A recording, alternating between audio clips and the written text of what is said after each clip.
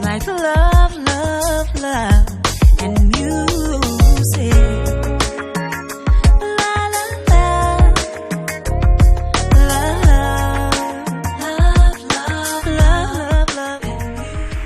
love. Hello, everyone. Thank you for tuning in.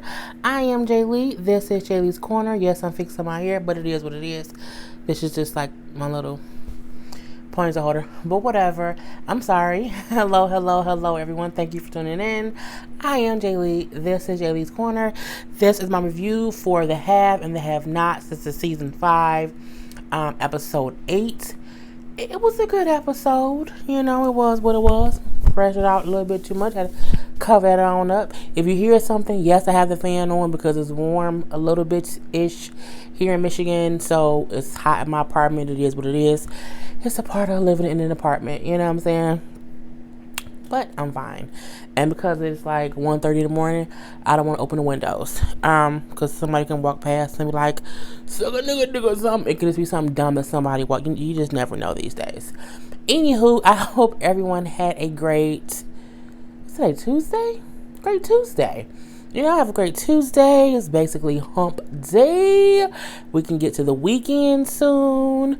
Even though we don't have, I don't think there's any holidays coming up in March. I'm just waiting for the next holidays when I'm off work. You know what I'm saying? You know, you just want to be off work for no reason because it's a holiday, but the next holiday is probably not until April or even May. I'm just going to have to take some vacation days. Even though I'm off on weekends, I'll be wanting extra days during the week. But whatever. This particular episode, it starts off right where the last one left off, where David walked into the room and Veronica and Benny was up in the bed doing some things. Melissa was up there cackling and giggling because she knew something was going on, and she let David in there. And Veronica's so dang on crazy. She like, no, he want to come in my house without announcing himself. He want his bus up in here. Let's give him a show. And he like, is you crazy? No. So she's still trying to have sex. Benny all like, nah, I ain't trying to do all this. You know, David then walks away. Melissa's like, ooh, Benny, you nasty. And I mean, he is nasty because if you think about it, Benny out here slutting and trucking it up. You know what I'm saying? Out there snagging that tow truck dick. And he, you know what I'm saying, 'cause he had sex with Melissa. And then the following day, because this is the next day, so to speak, you know, he having sex with Veronica. And it's like, Benny is young, dumb, and full of cum. I'm just hoping he was a condom with both of them, okay? Because ain't nobody got time for no Veronica Benny babies. Ain't nobody got time for no DNA test being needed if Melissa's ass is pregnant. So Benny like, you know what, I'm leaving. I ain't got time for this. You know, that's your husband. You married. But I'm getting divorced. I'm basically single. No, bitch, you're not single. You barely separated. I mean, well, you technically you were separated and y'all getting divorced. But still, you're still legally married. And Benny like, I ain't trying to hear that. I'm done. You know what? Matter of fact, don't even call me no more. Don't call my phone no more. I'm out this bitch. And then he trying to leave. She's like, you know you like this. You know you want it. And I'm like, is that cougar coochie that good? I mean, is cougar coochie so good that he be forgetting that she's a cougar? Not only she a cougar, she's a little bit crazy. And even though Melissa crazy too, at least she young crazy. Veronica's old crazy. Old crazy is way worse than young crazy. Because old crazy sit down and they plot and they plan on what to do to you. Like Veronica ass does. So, you know, from there, you know, Benny going downstairs. Melissa, of course, in the goddamn hallway. She like the lady under the stairs. She just always sitting right there at them damn stairs trying to get her little 2 cents in. And she said, you know, you nasty, you know what I'm saying? But I know I was ready. Like, you know what? Don't start with me. But you can't get mad at her, Benny, because you fucked that lady too. Benny, he's a slut. You know what? Nope. Benny is community dick. What does that mean? He's sharing his dick with the whole goddamn community. And he don't even care. Everybody get a piece. Melissa got a piece. Veronica got a piece. I mean, if any, did Erica get a piece? Who else got a piece of Benny's penis? We need to figure that out. Anywho, you know, so he go downstairs. David down there, I think he was like reading the paper. I'm like, who the hell reads the paper when you find out your wife who you did? What? David, this is crazy as Veronica is, but you know, Benny like, you know, move old man, you know what I'm saying? They kind of basically playing, you know, who dick bigger, and the whole, you know, what you doing here? Don't worry about what I'm doing here. I'm finna leave. Get out my way. I ain't got to get out your way. Oh, you want to fight? We didn't fight before and I beat your ass. I don't care about all that. Even though I like Benny and I think Benny cute, even though I think David is a sexy ass, sophisticated gentleman, I didn't need the whole scene, because my thing is, what's the point of them beefing when basically David don't want Veronica no more, and Benny don't really want Veronica. Benny just bored as hell, and he ain't got nothing to do because he ain't got no goddamn job, so he just doing whatever he want to do with his penis. So when they arguing with that, Veronica like, nope, not in my goddamn house. Y'all ain't finna be fighting up in here, messing up my good old stuff. No, David, it's me that you here for. Let him leave. Don't worry about it. And as she's saying that to David, she all rubbing all over Benny's body. And I'm like, get your old ass hands off that young ass man, Veronica. Calm down, cougar. Veronica, girl, Lord Jesus. So, Melissa on the stairs like, this is gonna be interesting. And Rock like, bitch, go to your room. She was like, bitch, go to your dungeon. I'm like, what is wrong with people? And Melissa ain't taking no shit from Rock no more. I mean, the way she used to just be silent and let Rock like boss her around. Honey, Melissa's a whole different person. So, David basically lets Benny leave. And from there, now Veronica like, Vanessa, Veronica like, Melissa, take your ass upstairs. And she's like, I ain't going nowhere. No, David asked Melissa to go upstairs. And she was like, the fuck I am. So what does Veronica do? She says, give me a second. She turned around and walked up to Melissa and slaps her. Now, first of all, bitch, if you slap me, I'ma slap you back. Okay? We're gonna be some slapping bitches up in here. But she just said, do it again and see what's gonna happen. But she still goes away and goes upstairs. At this point, David and Veronica's having a conversation. And to me, the conversation is pointless. Because David gives her a folder that has all the evidence or all the rumors or all the stuff he's had on her since they've been married. And I'm like, who keeps a file on their wife? How long has your marriage been bad to where you have a whole file on someone? And she was like, I have one on you too, darling. And if you talk about me and snitch on me, I'ma snitch on you. So you know what I'm saying, you can't blackmail me when I can do the same thing to you. Which is true, because his folder versus her folder makes both of them folders null and void. Like it doesn't do anything.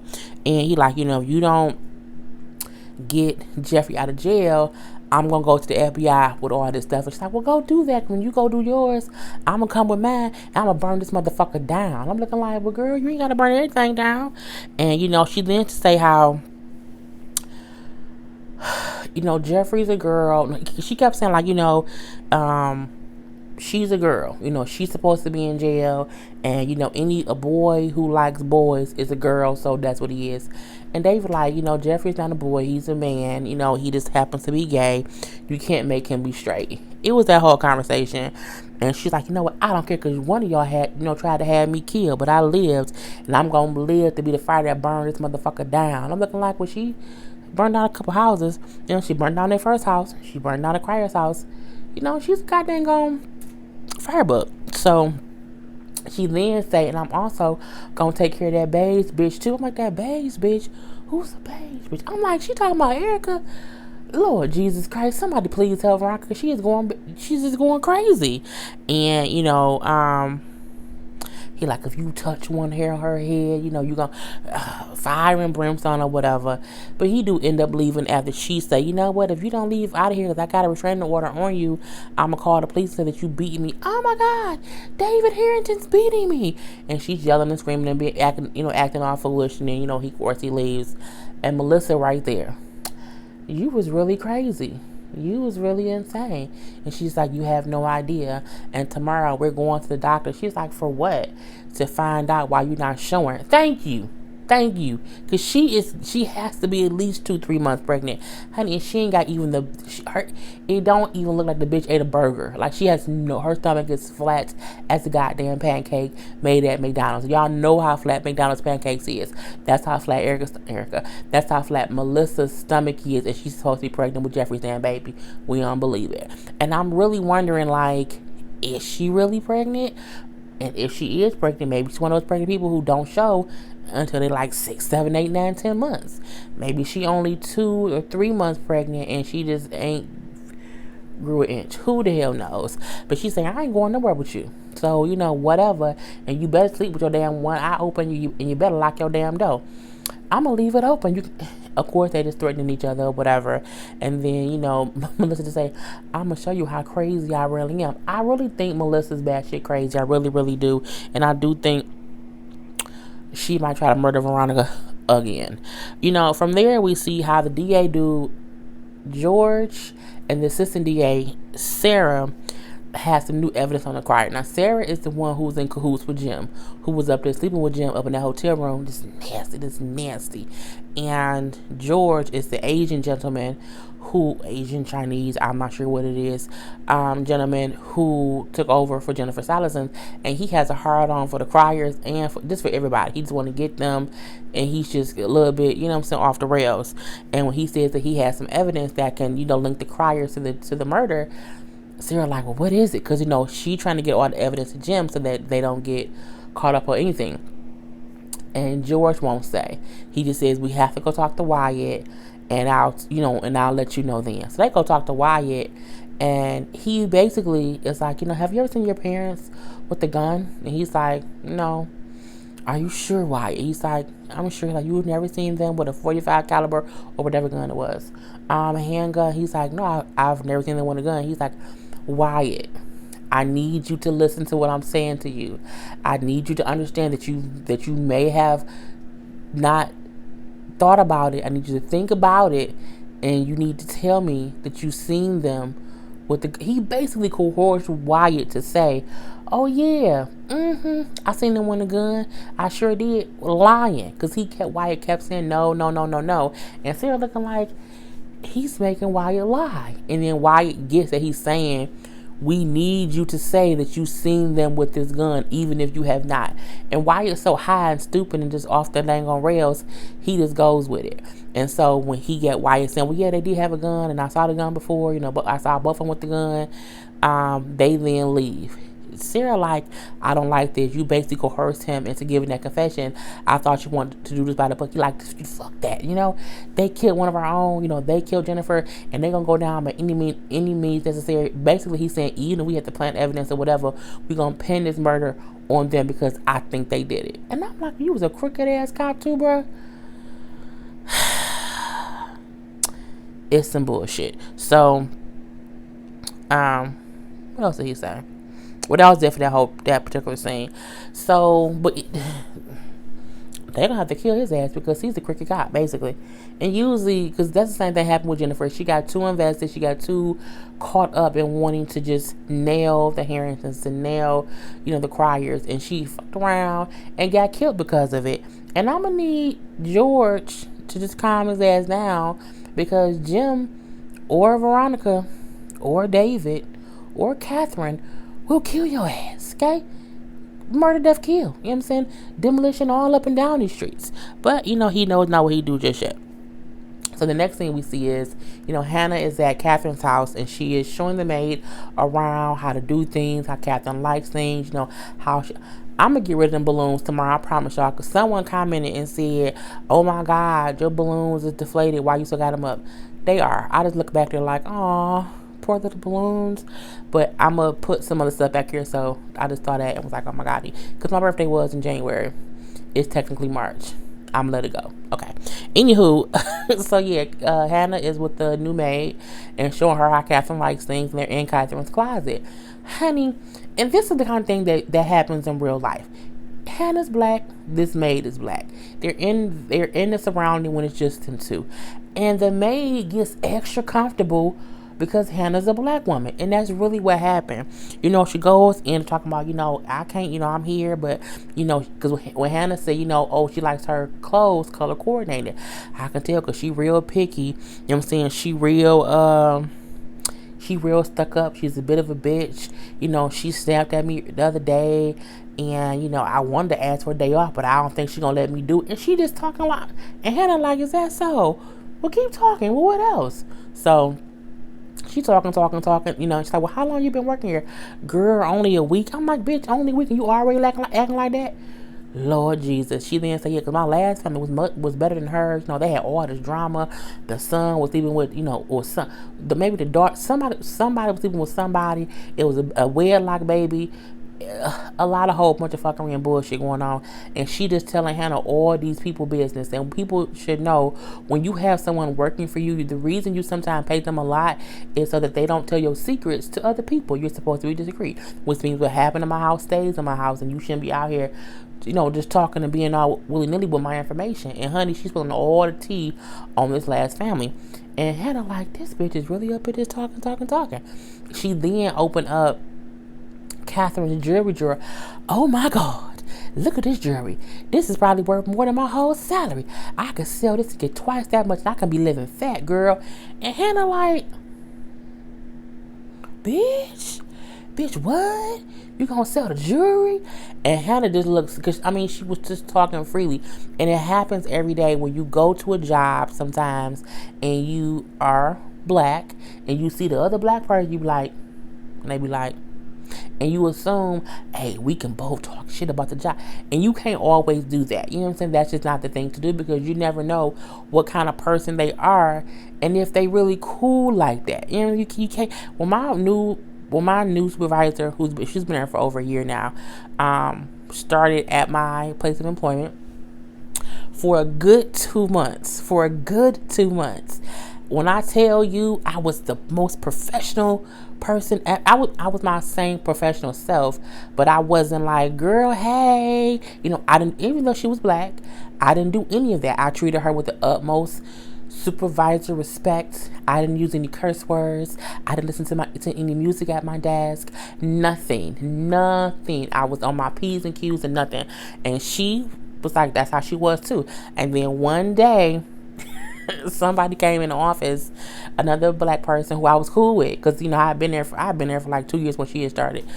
So someone else that I had knew came in the office and we were talking, and I was my professional self, how I would act in front of my supervisor, and the person said something, and I was like, girl, ain't I got time for that shit all up in these streets? And my supervisor turned, she was like, I cannot believe, and then she let her guard down, and I was like, oh girl, I don't know you like that, so I can't be chit chatting. I can't, hey girlfriend, I can't sister girl you if I don't know you. And that's the thing, you can't sister girl everyone just because they black. And so in this instance, this maid tried to sister girl Hannah, not knowing Hannah ain't like that. You know what I'm saying? In that way, she might be like, hey girl, let's laugh on this joke a little bit, but you can't be up here like, I'm gonna steal shit from the boss and the boss ain't shit. You can't do that to people. You know what I'm saying? Because you don't know her.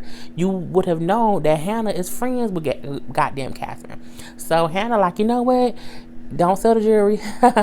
Let's put that back. She's like, well, girl, I was just joking. You know how we joke. She's like, yeah. Let's put that back in there. And she's like, you know what? I'll be right back. So Hannah walks away, but then she comes back and gets her purse because she's thinking that bitch steals. Let me get my purse and leave. But I thought to myself, Hannah, you broke. Ain't in that goddamn purse. So anyway, she goes downstairs and she goes to talk to Catherine. She's like, Catherine, you gotta fire the maid. And she's like, what happened? And she was like, she up to telling me all her past people's business. She cracking jokes about you. She's also talking about stealing. She was like, she's not going to. She's like, with everything that y'all be having going on, she's not gonna have your best interest at heart, and she gonna tell all your secrets. You need to let her go. Honey, maid lady come in there pissed off. Bitch, you down here snitching on me? I'm like, bitch, hold up, homegirl. She was just so extra. And Hannah like, wait, first of all, I ain't, cause you give sisters like us a bad name, and how am I supposed to feed my family, sister? Hannah like, I ain't your sister, first of all, and second of all, I'm an honest woman. Honey, Catherine said, I don't give a damn how you feed your family, but you fired. Get your ass up out my house.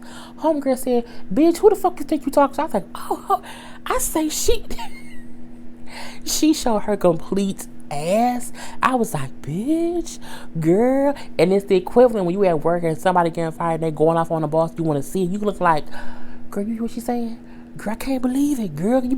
And it's that whole thing. So, Hannah like, you gonna show your whole ass? Okay. Catherine like, I'm talking to you, now get your ass out my house. Honey, little maid said, I'ma leave. I ain't like to hear no way. What I do know is you better have my check and my money in 2 weeks. I'ma burn this motherfucker down. I'm looking like, why everybody want to burn stuff down? It's the Ash Wednesday. I mean, you can't just burn stuff down to the ground because Ash Wednesday. That don't mean you burn stuff. Okay, that's not what Ash Wednesday means. I'm like, why is everyone just burning shit down? I was just so early confused. And she basically leave, but was what it was. Y'all know sometimes I get all worked up. Next, we see Veronica get a phone call from Candace, and my mouth was so dry. So they're on the phone talking. Candace been trying to call Veronica. Well, no. Yeah, Candace called Veronica. And she's like, where have you been? I've been trying to call you, but Veronica been in the hospital, whatever. She's basically calling Veronica to find out why Jeffrey in jail. And Veronica basically says, he gay, he want to be with boys, so I put him in a place where he can be with boys, and it is what it is. And then, Candace is then like, oh my God, why would you do that? People are gay, it's not a big issue, you need to get over it. At this point, when this scene happened, this is what I said to myself. I feel like Tyler Perry is bashing us over the head with this storyline of gay people not being accepted by their family. I feel like this is 5 seasons in. We are fully aware of gay people not being accepted by family members. We don't need this to be a part of the storyline every single season and kind of draw it out. I mean, at this point, I feel like it's repetitive. At this point, I feel like it's unnecessary. That every season they show a different length that Veronica's going to basically ignore the fact that Jeffrey's pregnant, or ignore Jeffrey for being gay, or I said for being pregnant. Lord Jesus, forgive you people. She tries to ignore the fact that Jeffrey is gay. Try to make him not be gay by being with a girl. Then try to make him marry. I feel like you doing too much on this particular issue.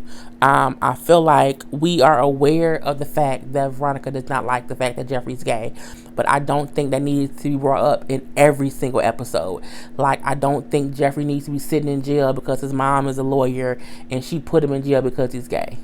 I don't like that. I think you're doing too much. I think we need to move on from this because Jeffrey has accepted he's gay, and everyone around him, except his mom, has accepted he's gay. So at this point, they just need to not talk. It's that simple. I don't think I'm very tired of this storyline, just because I feel like there's no end to it, and you can serve them there. You can serve Jeffrey's character and even Veronica's character better with having them grow. And I'm not saying make Veronica accept it, but they don't have this does not have to be their only dynamic, and it's just very fucking aggravating. So next subject. They then start talking about David, and as we know, Veronica and Candace are basically in cahoots to try to get David, and I think I might have forgotten that a little bit though. So Candace tells her how she has Erica looking into David's finances, and she's like, no, David won't keep anything in the house. He's very particular.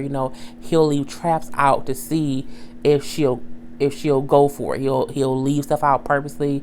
He'll use a black light to see if she touches safe and all this other stuff. She's like, David is very calculating, where he even if he's sleeping with her, he's still watching her. He doesn't trust her to that degree. So if she does mess up, she gonna be out. So she needs to not snoop, not do anything.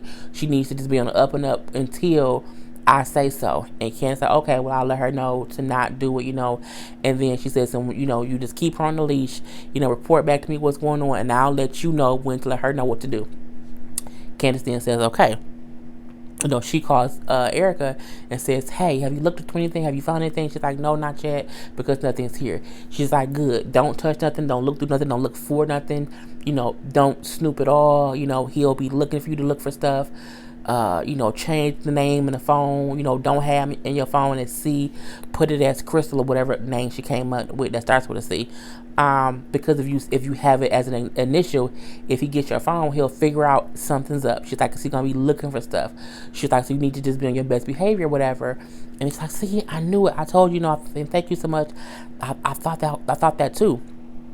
And then she said, shut up, bitch. When she said, you don't think, I think for you. I said to myself, Candace needs to shut the fuck up, because technically you work for Veronica. So you and Erica are both Veronica's bottom bitches.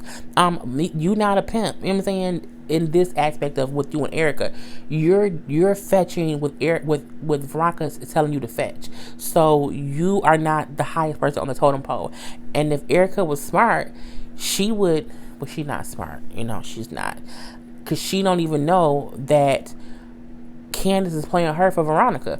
Which you should know, because you allowed it to happen for her son to be murdered. So I wouldn't be doing shit for her, because my thing is, I would assume she just waiting to kill me. I would just have to kill her first. It was what it was. But I'm like, yeah, y'all both rock about them bitches, so who cares.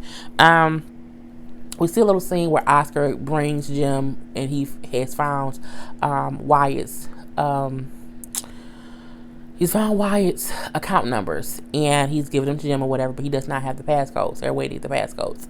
And then when Oscar's leaving, we see a prostitute come into the room that Jim is going to sleep with. Who's the prostitute, you ask? Of course, it's Candace's new protege, because Candace is supposedly a pimp. And, she's like, well, all right, it'll be $5,000, and basically what she says to him. And he like, 5,000, She's like, yeah, so, because I'm just here because I met a nice guy in the lobby, and, he invited him to his room, and if he happens to leave $5,000 on the table, then, what I'm saying, it's a gift. And he said 5,000, he might leave 1,000. And she said, well, if you pay for 1,000, you only get $1,000 worth of work. And he said, well, it better be good. And I'm looking like, that is just so fucking disgusting. And I'm like, but you can't even afford your prostitutes. Boy, bye. But I'm like, of course, the one he sleep with would be someone under Candace. But, it was what it was. I'm looking like, who cares? So from there, we see that Justin has found out that Veronica survived the car wreck. So he like, well, okay, what else did she say? So he just found out that one, she survived, and two, she said that she knew someone ran her off the road, and three, they were in a black truck, and that's all that she knows. So then Justin then goes to try to get Jeffrey and talk to Jeffrey. So she tried, he goes try to get Jeffrey out the cell and take him to the interrogation room. He's like, Harrington, and Jeffrey like I don't hear shit, bitch. And he like, Harrington, I know you hear me calling you. He's like, get up on your knees, let's go. He's like, I ain't going nowhere with you. I'm looking like, oh shit, bitch, we got action. And he like, what did you say? You need to come with me now. He like, I ain't going nowhere with you. So Jeffrey's sitting there holding his ground like, I ain't going nowhere. Fuck you mean. We gonna fist fight up in this beach. And then the same cop who just told Justin about how Veronica got into a car accident, he's like, cause he ain't listen to you. Oh, come on, we can get them together. Let's cause we have to show them who's boss. And I'm like, oh shit, here we go. And what I thought was funny was he didn't even ask, hey, where we taking him to? And Justin, knowing he don't have anywhere to take Wyatt except to the interrogation room to talk to him, he's like, no, it's all right. He can sit there. He's like, nah, man, get your ass up. When he said get up, you supposed to get up. He's like, nah, calm down. Because Justin don't play with nobody fucking with Jeffrey. So he probably already getting mad that the dude is talking to Jeffrey any goddamn way. He's like, yeah, so what we taking him? Oh, we taking him, and his phone just happens to vibrate. He breathed a little bit. Oh, you know what? He was supposed to go meet with so-and-so. They just texted me, said the person's not coming, so he don't have to go anywhere. And the cop like, you lucky. You better not be here when I get back. I'm looking like, bro, what you so mad for? Okay, what he do to you? But whatever.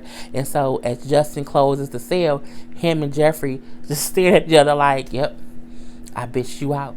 I ain't got to go nowhere. Because the thing is, Jeffrey can consistently say, I ain't going nowhere, because if anyone comes, Justin won't have a reason as to why he's coming to get Jeffrey. He can only do that when Jeffrey just goes with him and no other cop is asking him any questions. So, Jeffrey was smart for that particular point. So we then see Justin's wife come to see him at work. Bitch. Now we ain't seen much of Justin's wife. The only thing that we did see was the scene in the court last season when she found out that Justin was gay. And so she like, we need to go talk. Can we go talk somewhere? So they basically go into a room. And, the whole thing was her just asking, why didn't you tell me that you was with that man?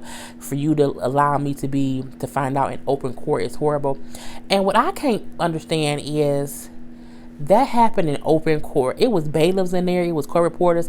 How is it that the story of what happened has not gotten through the court system or that kind of thing doesn't happen in the real world, and it's not gossip. Like if that happens in court, everybody and mama gonna say, "Dog, did you hear that officer so and so was fucking the attorney's son?" Yeah, it ain't no way his superiors don't know, the other cops don't know, that they don't realize that he keep going in there to see Jeffrey. All this stuff is not stuff that would happen in real life. Let's just be honest about that. But still, the fact that scene happened in open court and they don't show how no one's talking about it. Nobody really, girl, bye. So, Justin said, like, I wasn't with him. She's like, I saw it. I saw the footage. Yes, you were. Just why wouldn't you tell me? Why wouldn't you be honest with me? He like, I don't know what to say to you. I can't talk to you about it. I just don't know what to say. And, they both kind of bring up how they have not been intimate in a while. He said, well, you've been so busy. She's like, that's not true.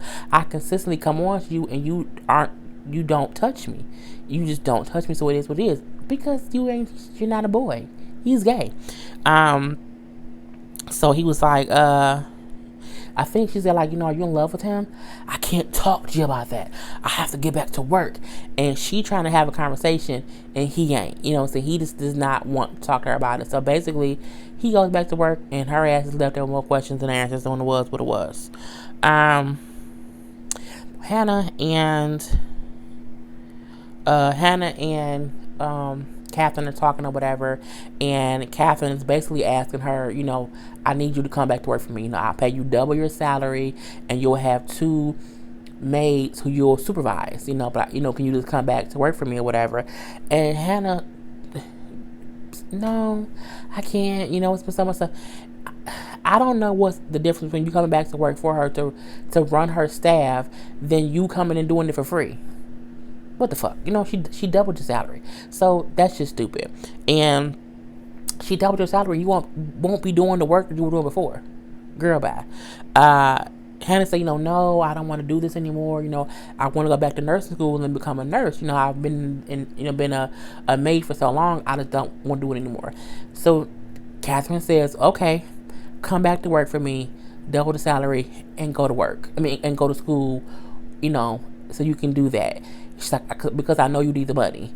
And that's true. And then my thing is, because she said, she's just trying to help Hannah because she really treats Hannah or feels like her and Hannah are friends. And she's fucking rich. So she's like, it doesn't make a difference if I'm paying you double because I have 2 other maids that's going to be doing the work and all you really doing is supervising them. I don't need you to really come here and mop floors. Just make sure my maids is doing what they supposed to do.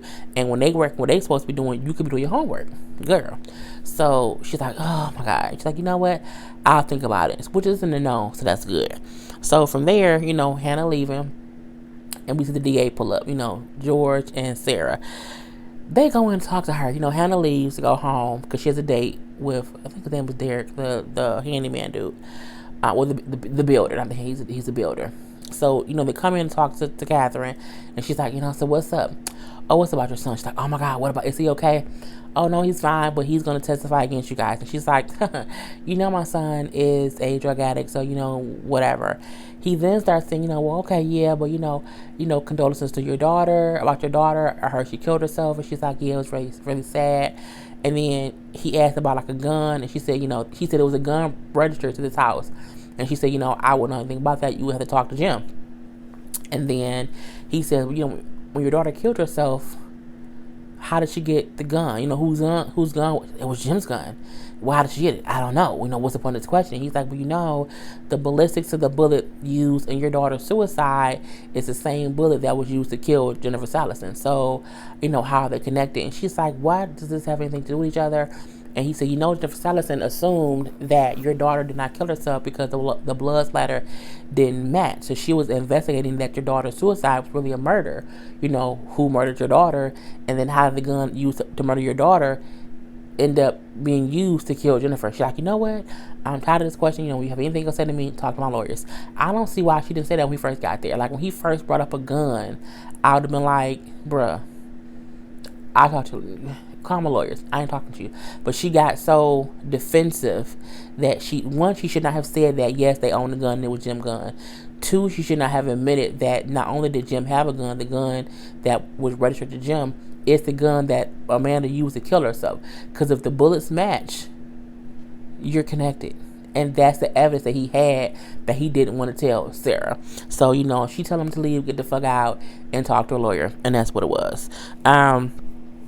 The ending scene we see is Hannah getting home, and when I thought it was the dude Derek on her porch, I'm like, oh, he must be early before they date, or maybe she late and she just didn't realize it. But no, it's David. And he like, you know, hey Hannah, we need to talk. And she's like, about what? And he was like, you know, I know that your son buried Quincy's body in Candace's backyard, so you need to tell him to confess before I go to the police. And then it goes off. David has this tendency to think he can kind of just bully people to get Jeffrey out of jail, when technically Jeffrey was involved in the murder of Quincy, and it's your wife's fault that he's in jail. Candace didn't snitch, Benny didn't snitch, your wife is getting on him. So you can't take your anger out on other people just because you can't control Veronica. That's some fuckery and some bullshit. And other than that, I'm done. So I hope you guys enjoyed the review. I am Jay Lee. This is Jay Lee's Corner. Peace.